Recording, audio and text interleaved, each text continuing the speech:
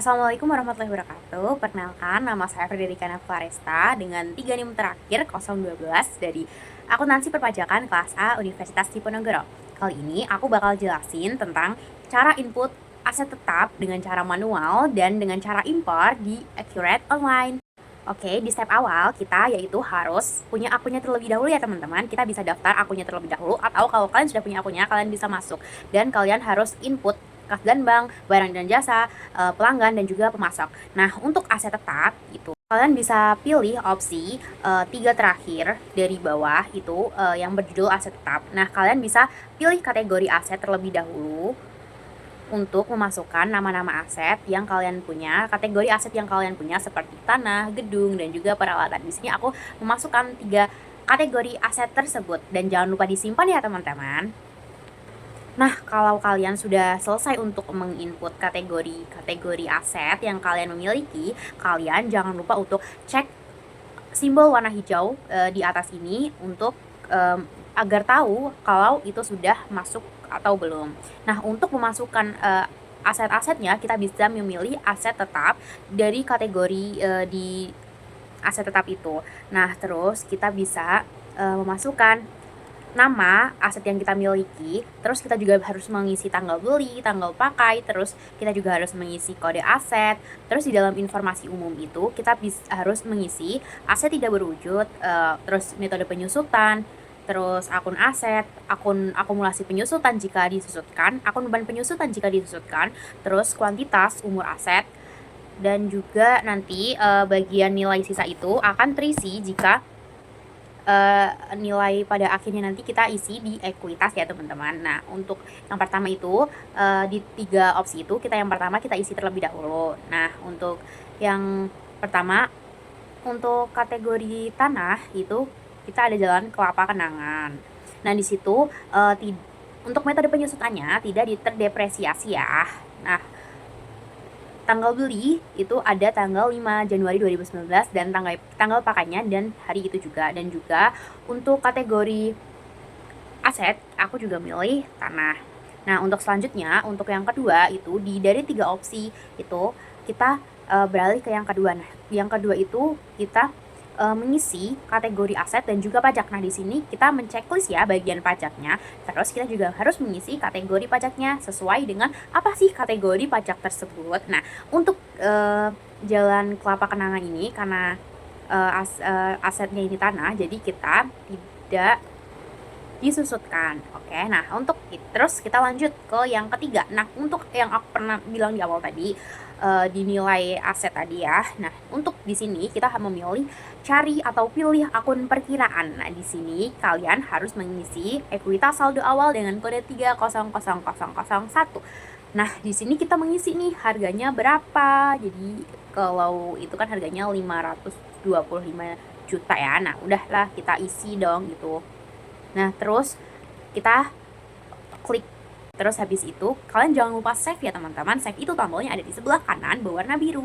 Dan kalau sudah, kalian bisa cek di titik 3 warna hijau di atas ya. Nah, kalian bisa cek itu apakah data tersebut sudah tersave atau belum. Oke.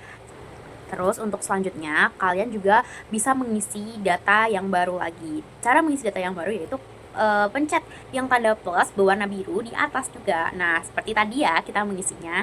Kita mengisi nama, tanggal beli, tanggal pakai, kode aset, terus aset, metode penyusutan, akun aset, akun akumulasi penyusutan jika ada, akun beban penyusutan jika ada, terus kuantitas dan umur aset. Nah, kalian di sini aku punya rukan 2 lantai ya. Dan untuk tanggal beli dan tanggal pakainya itu sama. Ada di tanggal 10 Maret 2019. Kita isi dulu ya teman-teman. Nah, terus untuk metode penyusutan itu kita memakai metode penyusutan garis lurus. Nah, terus kita mengisi akun asetnya itu ya. Nah, akun aset itu kita memilih karena rukan itu termasuk gedung, jadi kita mengisi di 120102 yaitu akun gedung. Nah, terus untuk akumulasi penyusutan karena gedung itu pasti menyusut. Nah, kita berarti harus isi dong.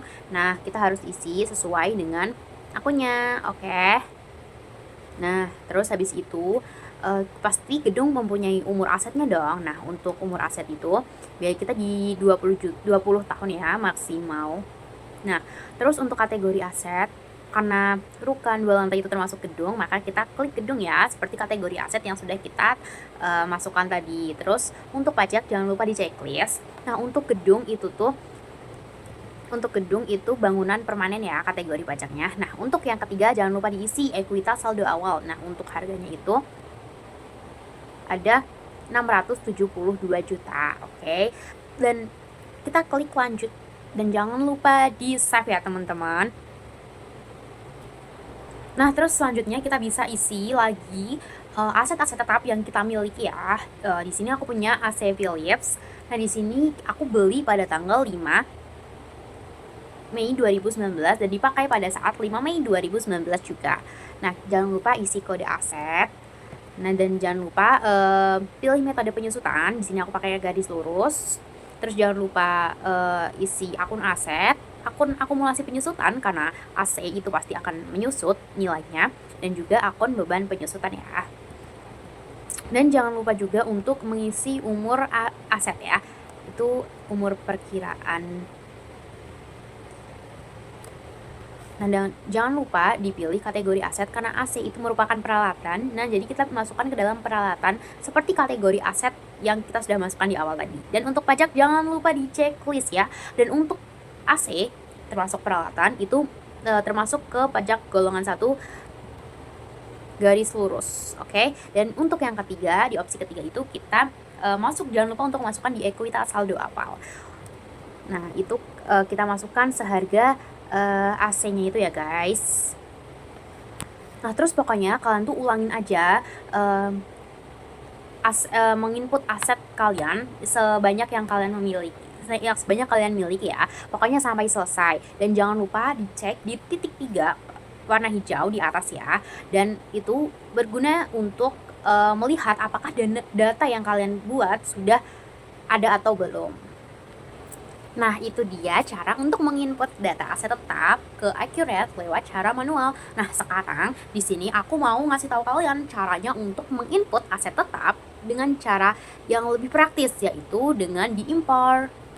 Nah, untuk cara impor kalian tetap sama kok. Kalian tadi udah masuk ke aset tetap, kategori yang di aset tetap. Nah, terus kalian juga harus mengisi kategori asetnya ya, jangan lupa. Terus caranya yaitu kalian dengan cara caranya itu kalian masuk ke aset tetap. Nah, terus kalian pencet deh itu yang ada tanda download itu. Nah, kalian bisa, itu adalah tanda impor ya guys. Nah, kalian pencet itu aja, ada tulisan impor data nantinya.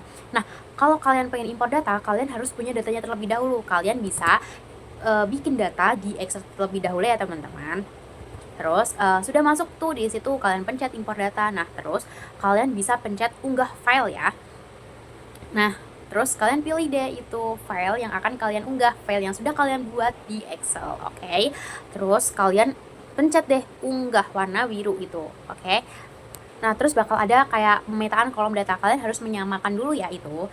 Terus kalian klik kalau sudah sama itu pemetaan kolom data itu, terus kalian bisa klik lanjutkan ya. Terus akan ada seperti itu. Nah, itu adalah preview dan kalian akan melanjutkan, terus nanti sudah deh kalian lanjutkan dan akan muncul datanya. Sangat simpel kan? Terima kasih ya sudah menonton. Aku harap kalian bisa memahami apa yang aku jelaskan dan semoga ini bisa bermanfaat bagi kalian semua. Terima kasih.